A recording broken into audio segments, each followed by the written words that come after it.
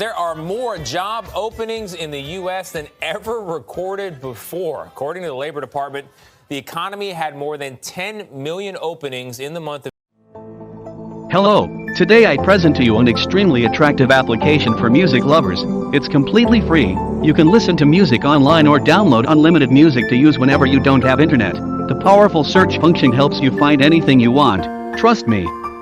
It's hard not to find what you're looking for because the search function is really powerful. Application download link is attached in the description of the video. I'm pretty sure you'll like it. Thanks. June, up from 9.5 million in May. And last month, LinkedIn saw a 113% spike in job openings in this country compared with a year ago. Now, LinkedIn career expert Catherine Fisher joins us now with some tips on getting the job you want out of that 10 million that are available. And Catherine, I was really struck by this survey that LinkedIn did, finding that what people are looking for is not necessarily pay. In fact, that's fourth on their list. So what do they want and how do they get it? So what they want really is flexibility. And what's happened is that over this last year and a half, people have redefined what's most important to them. And flexibility is becoming one of the most exciting things. More than pay. Yes, yeah, more than pay, health and benefits, culture. So this really shows you that this is why companies are really trying to react to this. So when you're looking for that job, it's going to be really important to make sure that if flexibility is the most important thing to you, how are those companies really addressing that need of yours? I felt that when I was younger, I cared about pay. But now when you get older, I do care more about flexibility and time. I do think that that's true. Yeah. Maybe they'll move the hours of this show to 11 to 1. Well, we have warnings in the title. So. That would be so great. That would be so great. So how do you put a resume together to get the job you want once you realize this is it? Yeah, you really want to lead with those skills. So what's happening is, companies are wanting to make sure that you can do the job, but you also want to show those soft skills. So how do you do the job?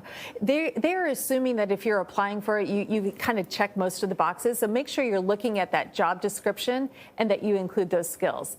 Another one that may not be so obvious, but is really important is check for typos. You would not believe how many people have typos. So that is your best foot forward. So make sure you're doing everything to look great. What should you leave off the resume? I would say probably your salary requirements. And here's another thing not to do is don't leave just like a full job description for every position you've had. Right. What you want to do is really show like the accomplishments that you had in those roles. So did you, instead of saying I managed the front office, you can say I put in systems that improved productivity by 10%. That really shows that what you've accomplished in those roles. One of the tricky moments of every job interview is when the interviewer says, "Do you have any questions for me?" Yes. You better come up with a question. You better come up with something, yeah. I never think it's good to say, nope, don't have any question. You think of something. I've often heard, too, that people make a decision about you the first 3 seconds. You walk in the door, your picture clicks on. First impressions always make you don't get a second chance to make a first impression. Yes. So what's the main thing you think that grabs people right away and says, I like him, I like her? It's having really intuitive questions for the interviewer. So making sure that as you're going in there, they're interviewing you, but you're also interviewing them. So they want to make sure that you're really interested in this role and want to learn more about it.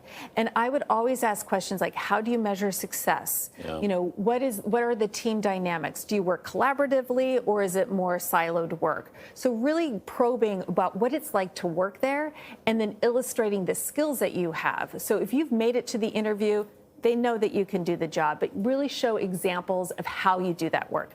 So many of these job interviews now are Zoom interviews. They're virtual. Any tips for handling those? Because they feel different. You can't make a connection as easily. Yeah. So this is going to sound awkward, but try to make that connection. Look at the camera.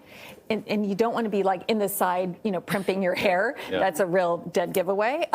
So make sure that you're looking at that camera so that you feel that connection.